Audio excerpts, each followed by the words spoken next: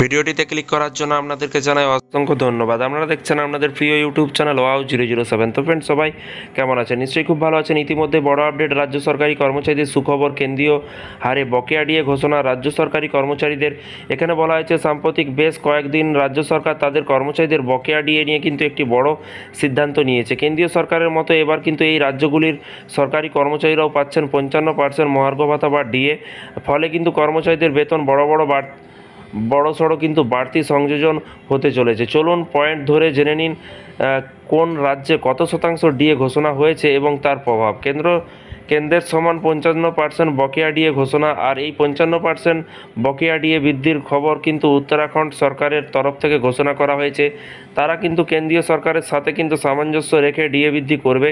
আপাতত রাজ্যের কর্মচারীরা কেন্দ্রের তুলনায় পিছিয়ে থাকলেও কিন্তু ধাপে ধাপে সমান হারে কিন্তু ডিএ দেওয়ার পরিকল্পনা করা হয়েছে। আশা করা হচ্ছে যে আগামী অর্থ বছরে কিন্তু বাজেটে ডিএ সমতা নিয়ে কিন্তু পরিষ্কার ঘোষণা থাকবে যে পশ্চিমবঙ্গ সরকারের তরফ থেকে এই নিয়ে কিন্তু কিছু ঘোষণা অবশেষে কিন্তু বকেয়া ডিএ ঘোষণা। এছাড়াও উত্তরপ্রদেশ সরকার কেন্দ্রীয় সরকারি কর্মচারীদের সমান হারে 55% ডিএ কার্যকর করেছে। এই সিদ্ধান্তের ফলে প্রায় 20 লক্ষ কর্মচারী ও পেনশনভোগীরা উপকৃত হবেন। রাজ্য সরকারের তরফে জানানো হয়েছে জুলাই মাসের বেতনের সাথেই কিন্তু এই বর্ধিত কার্যকর হবে। মহারাষ্ট্র সরকার জানিয়েছে যে তারা কেন্দ্রের মতো কিন্তু ডিএ দিতে পরিকর এবং ধাপে ধাপে ডিএ বৃদ্ধির পরিকল্পনা। অতিরিক্ত আর্থিক বোঝা এড়াতে কিন্তু একসাথে নয়, বরং ধাপে ধাপে কার্যকর করা হবে। এবং পশ্চিমবঙ্গের পড়োশি রাজ্য উড়িষ্যা সরকারের তরফ থেকে ঘোষণা এসেছে যে তারা কর্মচারীদের জন্য ডিএ 50% থেকে বাড়িয়ে 55% কিন্তু করবে। এই সিদ্ধান্তের ফলে লাভবান হবেন প্রায় 5 লক্ষ সরকারি কর্মচারী ও 3 লক্ষের বেশি পেনশনভোগীরা। বকেয়া ডিএ বৃদ্ধির ফলে অনেক দিন ধরে আশা দাবি মিটে যাবে সরকারি কর্মচারীদের। বকেয়া ডিএ বৃদ্ধির প্রভাব।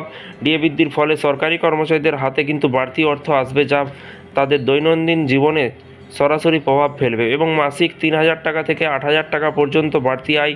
স্থানীয় বাজারে কিন্তু চাহিদা বৃদ্ধি এবং কর্মচারীদের সন্তুষ্টি ও মনোবল বৃদ্ধি এবং অন্যান্য রাজ্য যেমন বিহার, ছত্তিশগড়, ঝাড়খণ্ড ইতিমধ্যেই কিন্তু কেন্দ্রের ডিএ হার অনুসরণ করে সিদ্ধান্ত গ্রহণের সম্ভাবনা তৈরি হয়েছে। এবং এখানে আরও বলা হয়েছে যে তামিলনাড়ু, কর্ণাটক, হরিয়ানা, বর্ধমানে কেন্দ্রীয় সরকারের মতো কিন্তু ডিএ প্রদান শুধুমাত্র আর্থিক সিদ্ধান্ত নয়, এটি কর্মচারীদের প্রাপ্য সম্মান।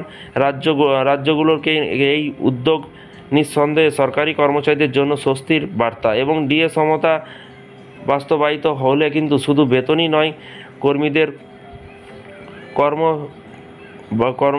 বাড়বে। এবং পশ্চিমবঙ্গের ডিএ মামলা সুপ্রিম কোর্টের ওপর কিন্তু নির্ভর করছে যে এই ভবিষ্যৎ কী হবে। তো ফ্রেন্ডস, বিষয়টি বুঝতে পারছেন। এই ছিল আজকে একটি ছোট্ট আপডেট। এই ধরনের প্রতিদিন সরকারি কর্মচারীদের আপডেট পেতে অবশ্যই চ্যানেলটিকে সাবস্ক্রাইব করে রাখুন পরবর্তী নতুন আপডেট পাওয়ার জন্য। ভালো থাকবেন, সুস্থ থাকবেন এবং নিজের খেয়াল রাখবেন। Thank you.